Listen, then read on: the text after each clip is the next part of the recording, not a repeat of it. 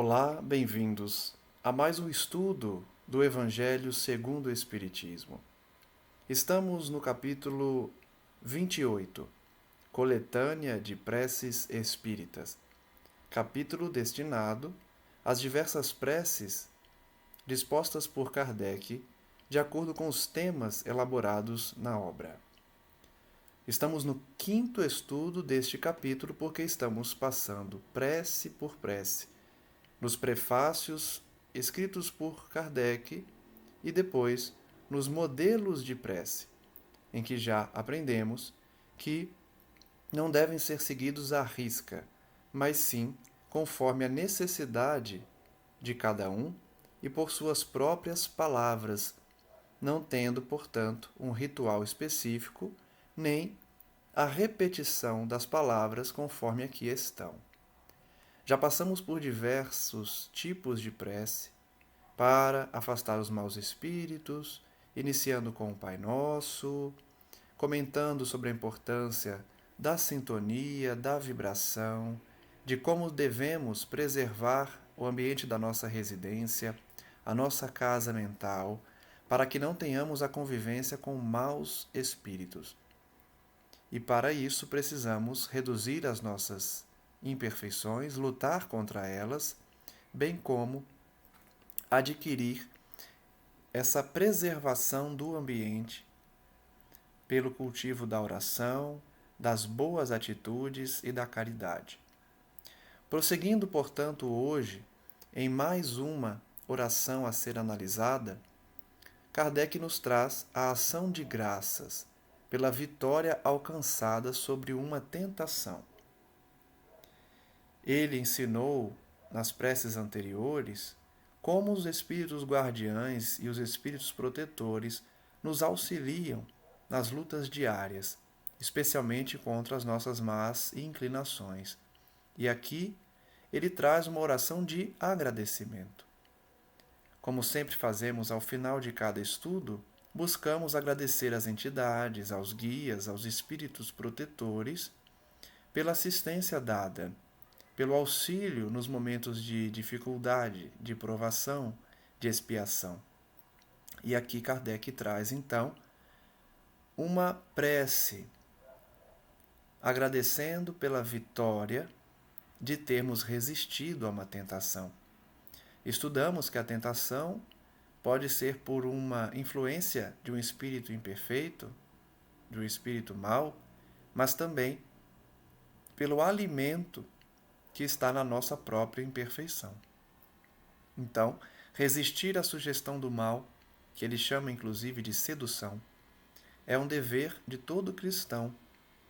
E essa prece é justamente para agradecer por termos resistido a uma tentação, pela assistência dada pelos bons espíritos, atendendo, portanto, à voz que nos chega no bom conselho. Cumpre-nos, portanto, agradecer a Deus e ao nosso anjo guardião. O exemplo de prece que Kardec nos traz é a seguinte: meu Deus, agradeço-te o haveres permitido eu saísse vitorioso da luta que acabo de sustentar contra o mal. Faze que essa vitória me dê a força de resistir a novas tentações. E a ti, meu anjo guardião, agradeço a assistência com que me valeste. Possa a minha submissão aos teus conselhos granjear-me de novo a tua proteção.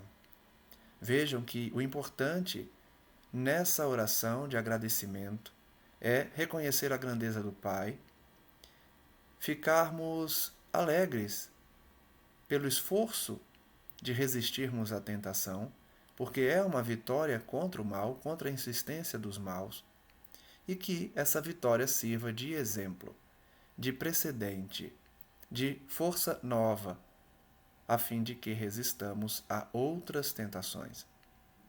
Depois de agradecer, portanto, a Deus e alegrar-se pela vitória concedida, devemos agradecer ao nosso anjo guardião, que já estudamos aqui, ser um espírito superior, responsável por nossas existências. Agradecemos então ao anjo guardião pela assistência e que devemos ouvi-los. Quantas vezes falamos aqui da importância de ouvirmos os companheiros espirituais, os anjos guardiães, os amigos do plano maior? Eles são irmãos mais velhos que já passaram por tudo que nós estamos passando, ou por situações parecidas, mas que sabem o melhor caminho a trilhar, e por isso devemos ouvir os seus conselhos, para que também possamos adquirir proteção nova. Kardec nos traz ainda uma oração para pedir um conselho. Se ele acabou de dizer que os espíritos superiores, que os anjos guardiães nos trazem bons conselhos, também podemos orar pedindo o conselho. E comumente o fazemos, especialmente quando estamos passando por situações na vida que exigem decisões. Todos nós temos situações em que a decisão é necessária, seja para a nossa alegria, seja para a felicidade dos outros. Então, é de bom grado que todos nós busquemos a oração, busquemos a assistência dos bons espíritos, logicamente, buscando Deus, Jesus Cristo e os seus auxiliares. Os anjos guardiães nada mais são do que auxiliares do Cristo e por isso podem nos aconselhar. Kardec diz: quando estamos indecisos sobre o fazer ou não fazer uma coisa, devemos antes de tudo propor-nos a nós mesmos as seguintes questões. Primeira questão: aquilo que eu hesito em fazer pode acarretar qualquer prejuízo a outrem? Segunda questão: pode ser proveitoso a alguém? Terceira questão: se agissem assim comigo, ficaria eu satisfeito? Notem que o objetivo de Kardec aqui é demonstrar que nós não devemos buscar o conselho dos bons espíritos para questões mesquinhas, como faziam antigamente, inclusive, ocasionando na proibição da mediunidade, da consulta aos médiuns por Moisés. Sabemos, inclusive no estudo das diversas obras nesse mesmo canal, especialmente de Leon Denis, que traz a história das religiões, que os oráculos, as pitonisas, as médiuns da antiguidade eram consultadas. Isso era comum. A mediunidade sempre existiu, desde que a sociedade se reuniu nas suas aglomerações. No entanto, a mediunidade foi proibida por Moisés, justamente porque as pessoas estavam abusando dessa ferramenta, consultando os espíritos por meio de médiuns desequilibrados ou apenas para satisfazer questões mundanas. Foi necessária, portanto, a proibição. Mas isso não significa que a mediunidade está automaticamente condenada.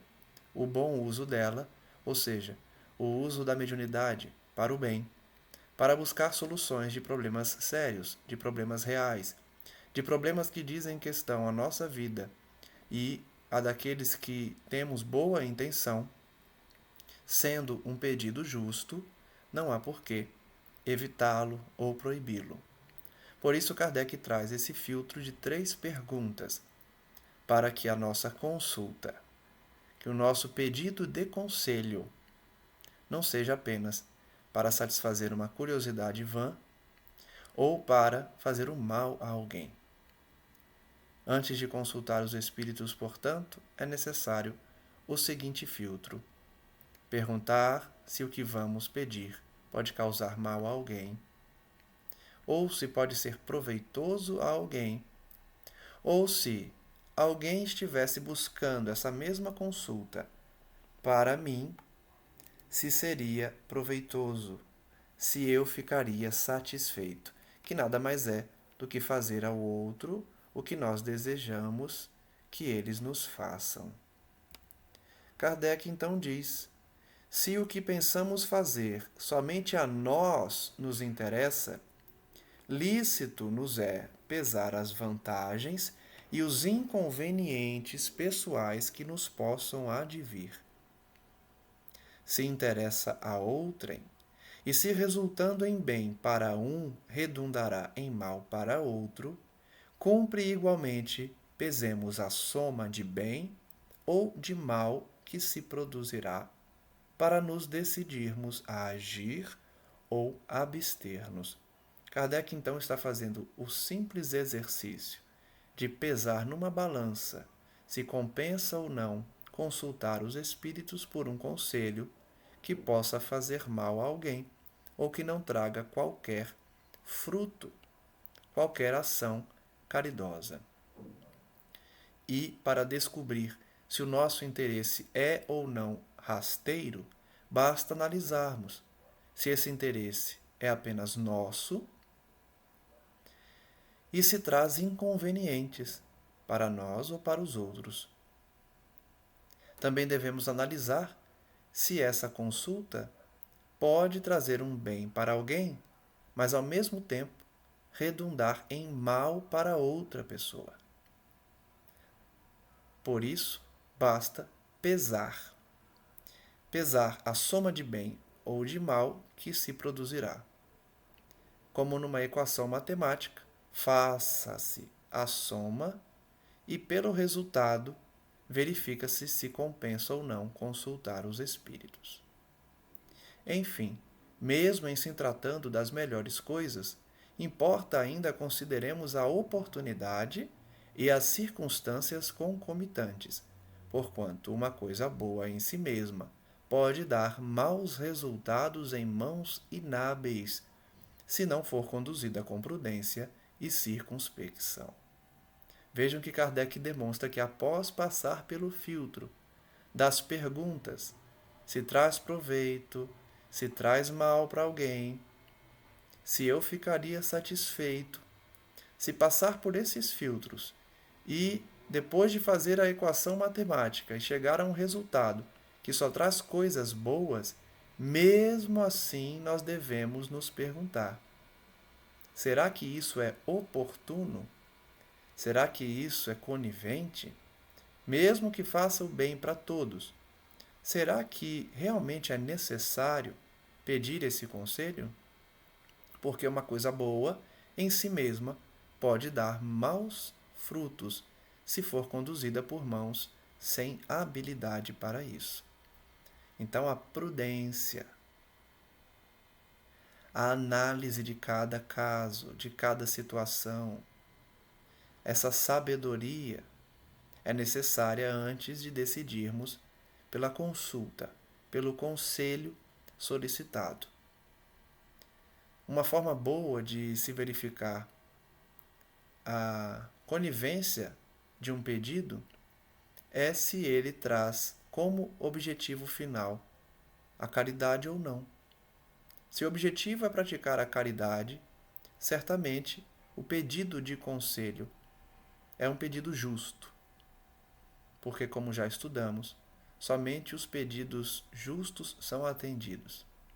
E para um pedido ser considerado justo, é necessário que passe por todos esses filtros que já vimos e agora também repetimos a lição por Kardec. Antes de empreendê-la, convém consultemos as nossas forças e meios de execução. Em todos os casos, sempre podemos solicitar a assistência dos nossos espíritos protetores, lembrados desta sábia advertência: na dúvida, abstente. Kardec então finaliza esse parágrafo demonstrando que, se o nosso objetivo pode ser alcançado por nosso próprio esforço, não devemos consultar os espíritos. Por essas palavras, nós podemos perceber que o item que Kardec inseriu na obra sobre pedido de conselhos é uma consulta mesmo, feita diretamente aos espíritos para responder uma indagação, como ele sempre fez na construção da sua obra. Mas nós podemos não necessariamente pedir um conselho por meio de um médium, por meio de uma reunião mediúnica. Esse pedido de conselho é realizado quase que diariamente por nós e recebemos as respostas via intuição.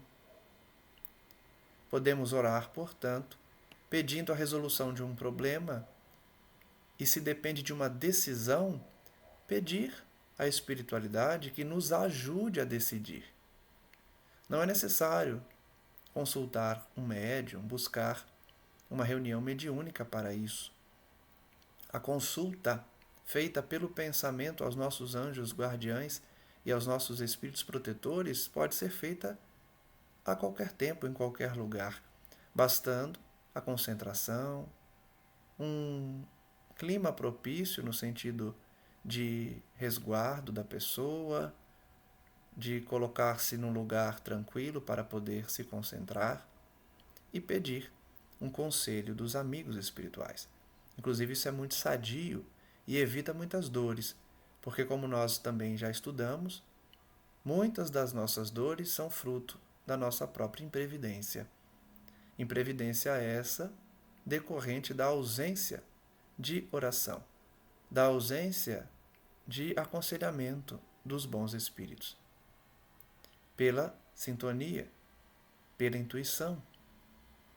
Eles nos respondem sempre. Só que nós precisamos ter ouvidos para ouvir. E para isso, precisamos sintonizar com eles, pelo pensamento, pelas boas atitudes e pela caridade. Kardec então está demonstrando: se podemos resolver por nós próprios, busquemos sempre a assistência dos nossos espíritos protetores. Mas se estamos com dúvida, evitemos a consulta de algo que pode fazer mal, que pode trazer uma consequência nefasta, seja para nós, seja para os outros. Kardec, então, traz um exemplo de prece que diz assim: Em nome de Deus Todo-Poderoso, inspirai-me, bons espíritos, que me protegeis, a melhor resolução a ser tomada, na incerteza em que me encontro. Encaminhai meu pensamento para o bem e livrai-me da influência dos que tentarem transviar-me. Uma prece simples, resumindo o que foi ensinado, para que os bons espíritos nos inspirem a tomar a melhor decisão na incerteza em que nos encontrarmos. É por isso que Kardec faz esse prefácio, porque muitas pessoas têm indecisão para questões banais. Essas questões não devem ser levadas à espiritualidade. Questões mesquinhas do dia a dia, que têm como objetivo um ganho financeiro ou um relacionamento amoroso, não devem ser levadas para os nossos amigos espirituais.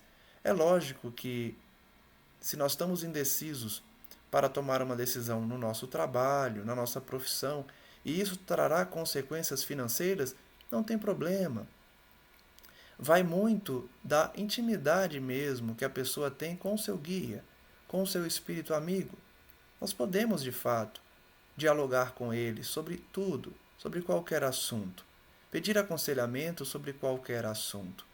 O alerta que Kardec faz, no entanto, é no sentido de não banalizarmos essa relação, ou de acharmos que devemos tomar decisões apenas após ouvi-los, quando são questões que não trazem grandes consequências às nossas vidas.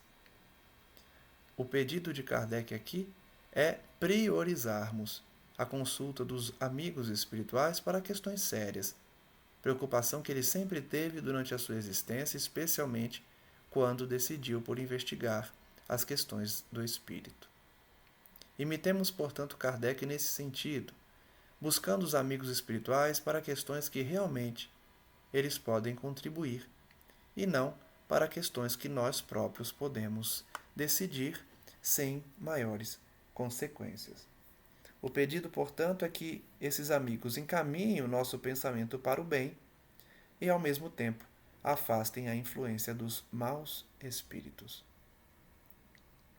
Vejamos agora a oração relacionada aos problemas da existência, às aflições da vida, aos obstáculos que encontramos muitas vezes na trajetória mundana. Kardec diz que nós podemos pedir a Deus favores terrenos, e Ele pode nos conceder quando esses favores tenham um fim útil e sério.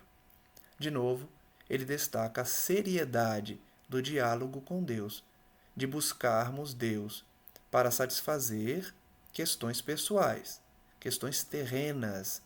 Não há problema algum pedir a Deus o sucesso econômico. Não há problema algum pedir a Deus que sejamos contratados por uma empresa, que sejamos colocados numa posição profissional de destaque. Não tem problema se o fim, o objetivo é útil e sério. Mesmo porque não basta pedirmos. Se esse posto, se esse trabalho, se esse dinheiro não nos trará benefícios para o espírito, Deus não nos concederá. Então nós podemos pedir, mas se não estiver na programação ou se for para o nosso mal, não se concretizará. Mas, como a utilidade das coisas sempre a julgamos do nosso ponto de vista, e como as nossas vistas se circunscrevem ao presente, nem sempre vemos o lado mal do que desejamos. Olha que forma interessante que Kardec coloca para demonstrar que nós não sabemos pedir, por conta da nossa inferioridade, por conta da limitação da nossa visão. Muitas vezes nós não enxergamos o mal num pedido que parece justo. Pedimos, portanto, sucesso financeiro, pedimos que certa pessoa se relacione conosco, sem saber que, se isso se concretizar, pode muitas vezes nos trazer muitos sofrimentos. Às vezes, a pessoa que nós queremos nos relacionar é uma pessoa que nos fará sofrer. Então, nós pedimos a Deus e Ele não atende para o nosso bem. Da mesma forma, as aquisições financeiras, muitas pessoas pedem para enriquecer, justificando que farão o bem, que utilizarão o dinheiro para a caridade, mas Deus nos conhece. E muitas vezes esses pedidos não têm fundamento de utilidade ou de seriedade, requisitos que sempre devem estar nos nossos pedidos. Deus, que vê muito melhor do que nós e que só o nosso bem quer, pode recusar o que peçamos, como um pai nega ao filho o que lhe seria prejudicial. Acabamos de falar que Deus pode muitas vezes e o faz constantemente, negando os nossos pedidos, porque são prejudiciais, mesmo que não percebamos. Se não nos é concedido o que pedimos, não devemos por isso entregar-nos ao desânimo. Devemos pensar ao contrário, que a privação do que desejamos nos é imposta como prova ou como expiação, e que a nossa recompensa será proporcionada à resignação com que a houvermos suportado. A parte final, portanto, nos traz uma pessoa mais madura, uma pessoa que já compreende os desígnios de Deus e sabe que quando Ele não nos oferta o que pedimos, quando Ele não concretiza o que solicitamos, pode ser para o nosso bem. Pode ser? Não. Corrijo, sempre é para o nosso bem. Porque muitas vezes essa privação é uma expiação ou prova, ou ainda é uma recompensa, o chamado livramento, em que Deus nos priva de situações que nos levariam a sofrimento e dor. Ele diz ainda sobre a recompensa que a nossa resignação vai determinar o que receberemos, conforme suportarmos. Então, pedimos, Deus não nos atende e nós nos resignamos. Que não tenhamos o comportamento daquele que se revolta quando Deus não dá o que lhe pede. Sejamos, ao contrário, aquele que busca compreender a negativa de Deus como algo para o nosso bem, com resignação. A prece, então, exemplificada por Kardec, é a seguinte: Deus onipotente, que vês as nossas misérias, digna-te de escutar, benevolente, a súplica que neste momento te dirijo. Se é desarrazoado o meu pedido, perdoa-me. Se é justo e conveniente, segundo as tuas vistas, que os bons espíritos, executores das tuas vontades, venham em meu auxílio para que ele seja satisfeito. Mais uma vez, a prece resume o que estudamos, reconhecendo em Deus a grandeza maior, a onipotência, a onipresença, que vê as nossas misérias, que sabe do nosso íntimo, do que realmente precisamos, mas, mesmo assim, pedimos, suplicamos que nos atenda o pedido, mesmo que ele já conheça. Mas vai além, porque reconhece a pequenez de cada um. Por quê? Quando diz que se o nosso pedido for desarrazoado, ou seja, não for sério, não for útil, for um pedido mesquinho, de interesse pessoal, perdoa-me.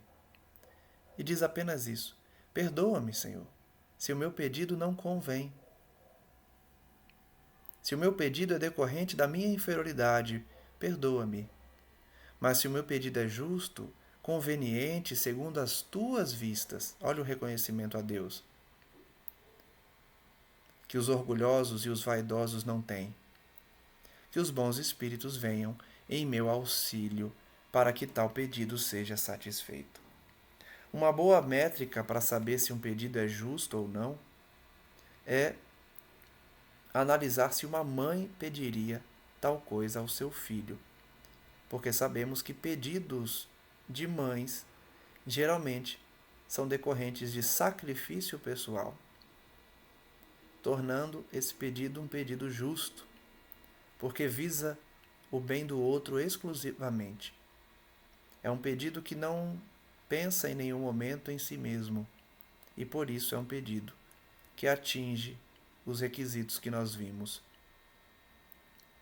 Ao final ele coloca entre parênteses, formular seu pedido, porque cada um, logicamente, terá um pedido. E diz, como quer que seja, meu Deus, faça-se a tua vontade. Se os meus desejos não forem atendidos, é que está nos teus desígnios experimentar-me e eu me submeto sem me queixar. De novo a resignação. Faze que por isso nenhum desânimo me assalte e que nem a minha fé, nem a minha resignação sofram qualquer abalo. Aqui vale o comentário de que nós devemos sempre cultivar o bom ânimo. O desânimo, sentimento oposto ao bom ânimo, deve ser sempre evitado, combatido, porque ele nos faz desistir das boas atitudes, do bem, da caridade e do esforço individual diário que todos devemos ter na luta contra as nossas más inclinações. Portanto, se um pedido nosso não for atendido pelo Pai, tenhamos resignação e não deixemos que essa negativa, que sempre é para o nosso bem, ainda que seja para expiação, é para o nosso bem, essa resignação não se transforme em desânimo. Ainda no quesito de agradecimento, vemos Kardec colocando um ponto sobre um favor que foi obtido. Seguiu, portanto, a métrica que ele ensinou sobre pedir, a fim de que seja um pedido justo, e uma vez atendido, agradecer a Deus. Ele diz então: não se devem considerar como sucessos ditosos apenas o que seja de grande importância. Então vejam que o pedido pode muitas vezes ser algo simples, algo que não é grandioso, algo do nosso dia a dia, mas que tenha um motivo nobre. Muitas vezes, coisas aparentemente insignificantes são as que mais influenciam em nosso destino. O homem facilmente esquece o bem, para, de preferência, lembrar-se do que o aflige. Se registrássemos dia a dia os benefícios de que somos objeto, sem os havermos pedido, ficaríamos com frequência espantados de termos recebido tantos e tantos que se nos varreram da memória e nos sentiríamos humilhados com a nossa ingratidão. Kardec pretende com esse ponto demonstrar que Deus nos ama tanto que muitos pedidos que sequer foram feitos são atendidos. São verdadeiras bênçãos ofertadas pelo céu em nossas vidas. E se nós analisássemos todas as bênçãos recebidas, ficaríamos envergonhados, porque não pedimos e, segundo, não agradecemos, não reconhecemos as bênçãos que Deus nos deu.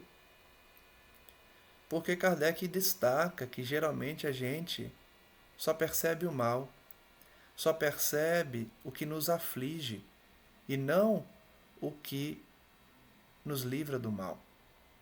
Por isso, um sentimento que todo cristão deve possuir é o sentimento de gratidão. Agradecer ao Pai, reconhecer que Ele nos livra do mal todos os dias, ainda que não percebamos. Diz Kardec que ficaríamos espantados quando percebêssemos quantas bênçãos nos são encaminhadas, mesmo que nós não lembremos nem agradeçamos.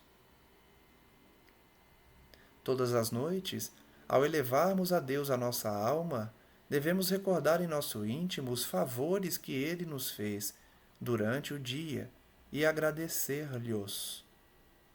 Aqui, um exercício que todos devem fazer. Antes de dormir, agradecer a Deus pelas bênçãos do dia.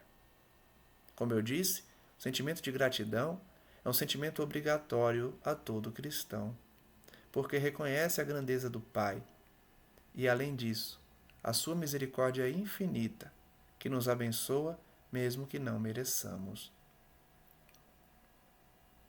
Sobretudo no momento mesmo em que experimentamos o efeito da sua bondade e da sua proteção, é que nos cumpre por um movimento espontâneo testemunhar-lhe a nossa gratidão, especialmente nos momentos em que percebemos a mão de Deus nos protegendo, nos guiando. Gratidão sempre a Deus. Basta para isso que lhe dirijamos um pensamento, atribuindo-lhe o benefício, sem que se faça mister, interrompamos o nosso trabalho. Kardec então está demonstrando que a gente não precisa nem de qualquer ritual, não precisa parar tudo, ir para um local específico, acender uma vela e pedir, e agradecer. Basta um pensamento, associando aquela bênção à intervenção divina. Isso já é agradecer. Continuando o seu trabalho, ele diz aqui, sem interromper o seu trabalho, a sua atividade, você eleva o pensamento em gratidão a Deus, reconhecendo que Ele agiu em determinada circunstância em nossas vidas. Não consistem os benefícios de Deus unicamente em coisas materiais. Então, ele, depois de explicar a gratidão necessária e quantas bênçãos Deus nos dá, ele diz que muitas vezes essas bênçãos não são materiais. Devemos também agradecer a Deus as boas ideias, as inspirações felizes que recebemos, ao passo que o egoísta atribui tudo isso aos seus méritos pessoais e o incrédulo ao acaso. Aquele que tem fé rende graças a Deus e aos bons espíritos. Kardec então está demonstrando que, nesse momento de se elevar o pensamento a Deus para agradecer, nós demonstramos também a humildade de saber que foi Ele que agiu. Foi Ele que nos inspirou, foi Ele que nos livrou do mal. Porque o egoísta atribui aos seus méritos pessoais. Os pensamentos, as inspirações que surgem em nossas mentes são inspirações divinas. Deus, por meio de seus intermediários, nossos anjos guardiães, nossos espíritos protetores, nos inspira por pensamentos. Devemos, portanto, reconhecer essa inspiração como vindo do alto. O egoísta não reconhece. O egoísta acha que o pensamento é dele e exclusivamente dele, por seu próprio mérito. O incrédulo diz que foi coisa do destino, que foi obra do acaso, que não foi Deus, que não foi espírito protetor nenhum, foi obra do acaso, da coincidência. Aquele que tem fé, portanto, rende graças a Deus e aos bons espíritos. É por isso que brincam, né? Eu sou ateu, graças a Deus. Porque no momento de desespero, não tem um ateu que não chame Deus, que não peça ajuda a Deus. Ele pode ser tão orgulhoso que ele não pede, mas dificilmente por pensamento ele não vai estar pedindo socorro a uma força maior, ainda que não chame de Deus, ainda que não reconheça como o Criador Supremo, pede ajuda a uma força qualquer. E nós sabemos que essa força é Deus e seus servidores. São desnecessárias para esse efeito longas frases. Não precisa decorar uma frase grande, um texto, para agradecer a Deus.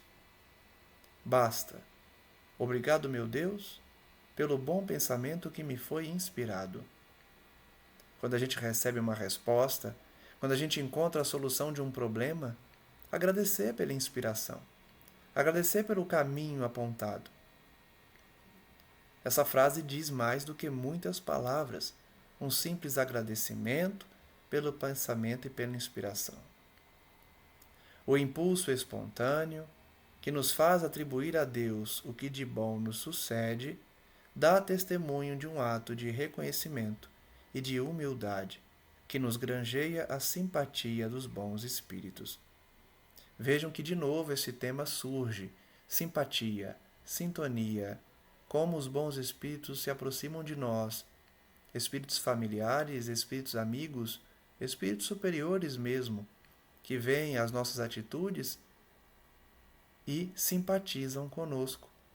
O ato, portanto, de sermos gratos a Deus, de agradecermos e reconhecermos que a mão dele nos inspirou ou nos auxiliou, é uma atitude que traz simpatia da espiritualidade. Os bons espíritos simpatizam conosco pela gratidão que demonstramos a Deus. Essa a grande lição desse item, além dos pontos trazidos por Kardec para analisarmos que tipo de pedido estamos direcionando a Deus. Ele dá, então, um exemplo de oração, de agradecimento por um favor obtido. Deus infinitamente bom, que o teu nome seja bendito pelos benefícios que me has concedido. Indigno eu seria se os atribuísse ao acaso dos acontecimentos ou ao meu próprio mérito. Bons espíritos, que fostes os executores das vontades de Deus, agradeço-vos, e especialmente a ti, meu anjo guardião. Afastai de mim a ideia de orgulhar-me do que recebi, e de não o aproveitar somente para o bem. Agradeço-vos em particular quando a pessoa tem o nome de algum espírito que ele queira se dirigir. Vejam, portanto, que o resumo, mais uma vez, do prefácio nos diz na oração do reconhecimento a Deus, da gratidão pelo benefício recebido e de que aquele que não reconhece é indigno, o orgulhoso, o incrédulo, que atribui ao seu próprio mérito ou ao acaso. Além disso, agradece aos executores, aos intermediários da vontade divina, que são os bons espíritos, e especialmente ao anjo guardião, aquele incumbido da nossa proteção e da nossa inspiração, responsáveis por guiar nossos caminhos, também deve ser objeto de nossos agradecimentos, além de pedir que ele não permita que nós nos entreguemos ao orgulho de acharmos que a ideia é nossa. Prosseguindo no estudo das preces, Kardec destacou um ponto específico para os atos de submissão e de resignação, ou seja, reconhecer a grandeza de Deus, um ato de submissão, e de nos resignarmos caso um pedido não seja atendido. Ele explica: quando um motivo de aflição nos advém, se lhe procurarmos a causa, a miúde reconheceremos estar numa imprudência ou imprevidência nossa, ou, quando não, em um ato anterior. Basicamente, Kardec resumiu nessa frase as causas atuais ou anteriores das nossas aflições. Voltando então ao ensinamento dessa mesma obra. Se um mal nos atinge, que ele chama aqui de aflição, essa causa estará na nossa própria imprevidência, ou seja, não vigiamos, não oramos, não fomos prudentes como as serpentes, e por isso sofremos. Não há uma causa anterior, não há uma expiação, há uma imprevidência nossa, uma falta de cuidado, de orar e vigiar, que nos causa uma aflição. Ou, se nós tomamos todas as medidas acautelatórias, se nós oramos, se nós vigiamos e mesmo assim sofremos, é porque essa expiação está numa causa anterior. Essa causa está numa existência anterior. Em qualquer desses casos, ou seja, na expiação sofrida por nossa imprevidência ou na expiação sofrida por uma causa anterior, em outra existência, só de nós mesmos nos devemos queixar. Vejam que não importa se a causa é nessa vida ou em outra, ela sempre será fruto de uma conduta equivocada nossa. É a nossa escolha pelo mal, é a nossa escolha pela imperfeição que nos traz sofrimento, seja nessa, seja em outra existência. Se a causa de um infortúnio independe completamente de qualquer ação nossa, é ou uma prova para a existência atual ou expiação de falta de uma existência anterior, caso este último, em que pela natureza da expiação poderemos conhecer a natureza da falta, visto que somos sempre punidos por aquilo em que pecamos. Essa parte final, Kardec aprofunda o conceito de ação e reação, de colher o que plantamos. Ele aprofunda porque diz das causas atuais ou anteriores, mas também diz dos sofrimentos que não têm relação com uma ação nossa. Nós não fomos imprevidentes, nem causamos no passado. Isso pode ser, então, uma prova, que são as chamadas reencarnações dos missionários, as reencarnações doação, né? Expiação, doação, em que o indivíduo não tem o que expiar, não tem mais o que sofrer, porque já expiou, já sublimou, já atingiu uma elevação espiritual que lhe permite usufruir de uma existência no mundo espiritual sem qualquer sofrimento, mas ele opta por renascer e sofrer para dar o exemplo, para nos demonstrar como devemos agir nos momentos de sofrimento, de dor. São espíritos missionários ou são provas que nós pedimos. Mesmo sem expiações do passado, pedimos uma determinada prova, justamente para provar se nós adquirimos ou não uma virtude.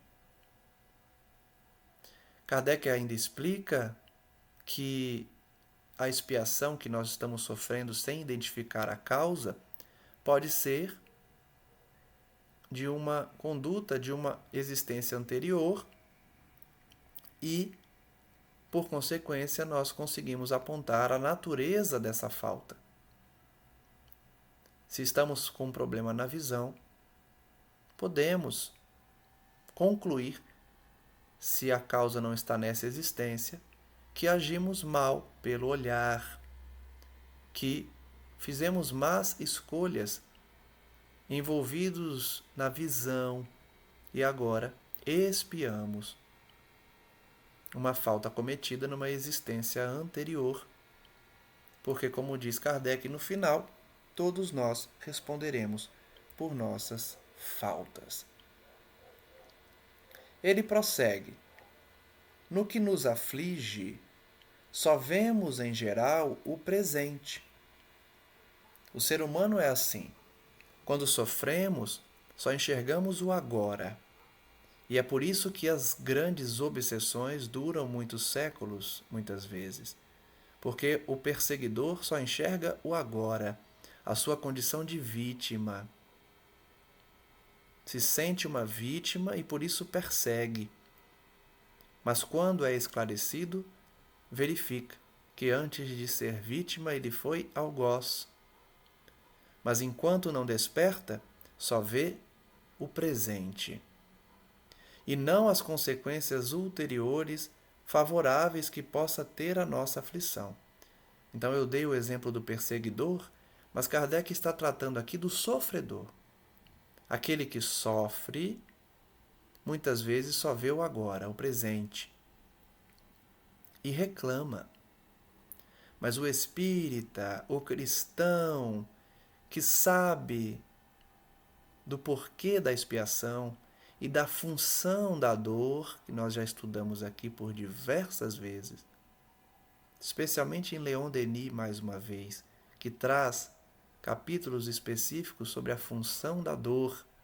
Nós sabemos que o futuro nos reserva consequências favoráveis se formos resignados, aceitando, portanto, a dor que nós não podemos afastar.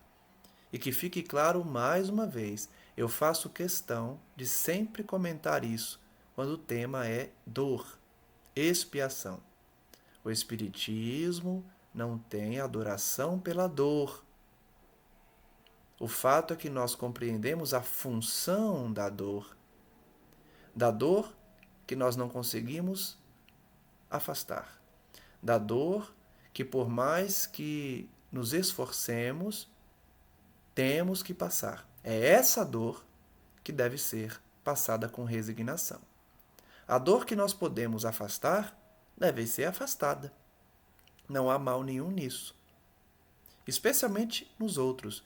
Tem gente que não faz a caridade porque diz: é consequência da lei de ação e reação. A pessoa plantou e agora está colhendo. Não sou eu que vou ajudá-la, porque estaria prejudicando a sua colheita. Não pode pensar assim.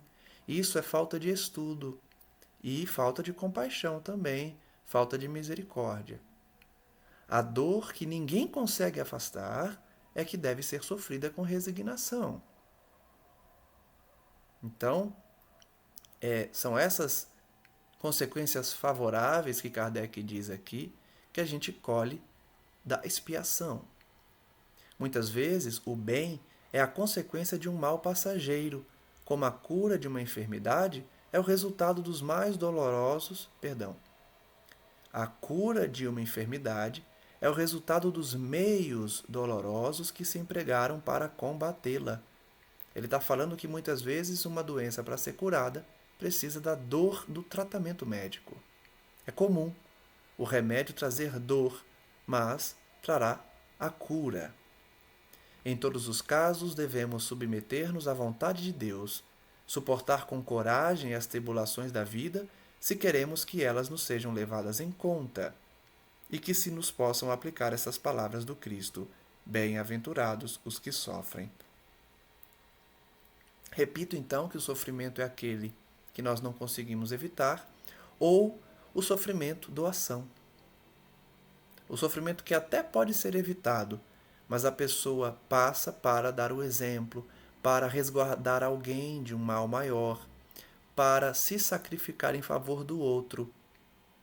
Esse sofrimento também tem valor, e muito valor. Mas para nós imperfeitos, é o sofrimento que nós não podemos evitar e que por isso devemos ter resignação. A prece, então, que Kardec sugere é a seguinte: meu Deus, és soberanamente justo. Todo sofrimento neste mundo há, pois, de ter a sua causa e a sua utilidade. Aceito a aflição que acabo de experimentar como expiação de minhas faltas passadas e como prova para o futuro. É importante ter esse pensamento de resignação porque a expiação sofrida sem resignação não abate da dívida. Por isso que a gente brinca no meio espírita que se você levar a sua reencarnação de qualquer jeito, se você não ama, você vai voltar na mesma situação. Então as pessoas que nós viemos para amar, se nós não aprendermos a amá-las, certamente teremos que retornar novamente com elas. Então é importante esse reconhecimento de que a aflição foi uma expiação de faltas passadas e eu aceito. Bons espíritos que me protegeis, dai-me forças para suportá-la sem lamentos, sem reclamações. Fazei que ela me seja um aviso salutar.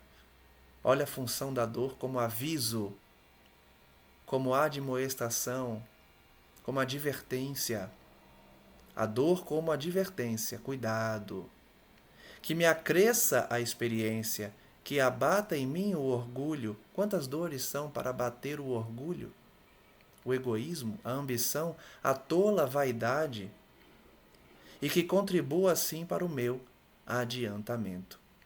Quantas dores, especialmente aquelas relacionadas a enfermidades, são verdadeiras lições para o egoísta, para o vaidoso.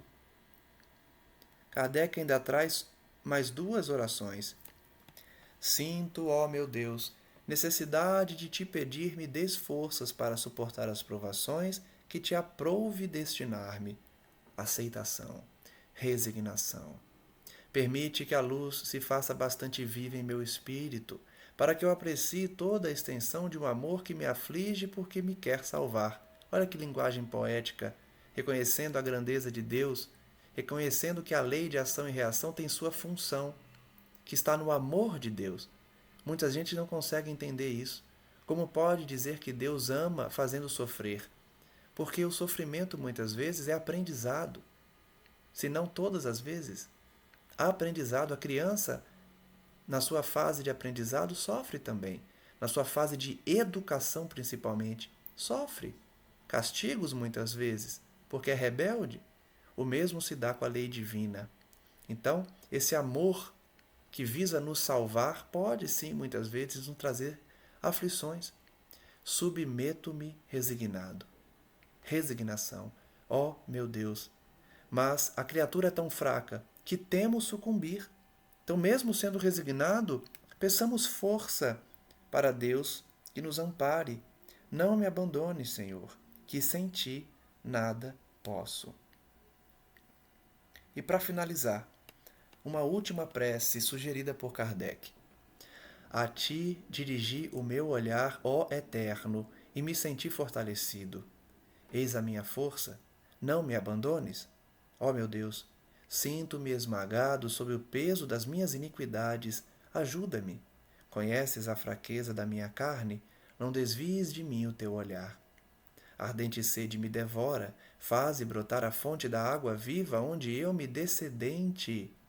Que a minha boca só se abra para te entoar louvores, e não para soltar queixas nas aflições da minha vida. Sou fraco, Senhor, mas o teu amor me sustentará. Ó Eterno, só tu és grande, só tu és o fim e o objetivo da minha vida. Bendito seja o teu nome se me fazes sofrer, porquanto és o Senhor e eu, o servo infiel. Curvarei a fronte sem me queixar, porquanto só tu és grande, só tu és a meta. Essa última prece, lindíssima, uma poesia, uma linguagem belíssima, reconhecendo a grandeza de Deus, entregando-se a Ele na condição de servos da vontade divina, de que somos fracos e dependentes do Pai e de que devemos louvá-lo sem reclamar pelas aflições que muitas vezes nos chegam. Reflitamos, portanto, nas orações de hoje, nas preces estudadas, reconhecendo que devemos agradecer, também devemos pedir, passando pelos filtros necessários e, o mais importante, reconhecendo a grandeza do Pai nos momentos em que a aflição nos chegue e nós não consigamos ainda suportá-las sem reclamar. Peçamos forças para suportar sem reclamações e reconhecendo nas aflições a função da dor conforme as leis divinas. Agradeço a todos que nos acompanham, prosseguiremos estudando a coletânea de preces espíritas e finalizamos mais um estudo, rogando ao Pai Eterno a sua presença em nossas vidas, a presença dos amigos espirituais, dos bons espíritos e anjos guardiães, a fim de que tenhamos essa mesma resignação hoje estudada no enfrentamento das dificuldades. Saibamos reconhecer a grandeza do Pai, a perfeição da sua lei, para que a revolta não infiltre-se em nossos corações. E que a paz do nosso Senhor Jesus Cristo continue a abençoar a todos, livrando-nos do mal e guiando os nossos passos. Que a nossa conduta diária seja voltada para vencermos as más inclinações, as nossas imperfeições e para auxiliar o próximo, que muitas vezes ainda não compreende a lei e se revolta contra o Pai. Que possamos, por fim, aprender e continuar aprendendo com as lições de Jesus Cristo, com o seu Evangelho, a fim de que as pessoas enxerguem em nós cristãos resignados, confiantes no Pai e sabedores de que toda aflição nos chega por condutas do passado, mas que no futuro não mais existirão. Muito obrigado, amigo maior, e que o manto sagrado de Nossa Mãe Santíssima Maria seja estendido por toda a terra e que os sofredores, criminosos e viciados possam aproveitar do contato de Maria para sair do lodo em que se encontram e encontrarem a sua libertação. Nós, por outro lado, ouçamos o chamado do Cristo e, especialmente, a inspiração dos bons espíritos para que sejamos reconhecidos como trabalhadores da última hora e possamos desfrutar do reino dos céus. Que assim seja, graças a Deus, e até o próximo estudo. Um abraço a todos.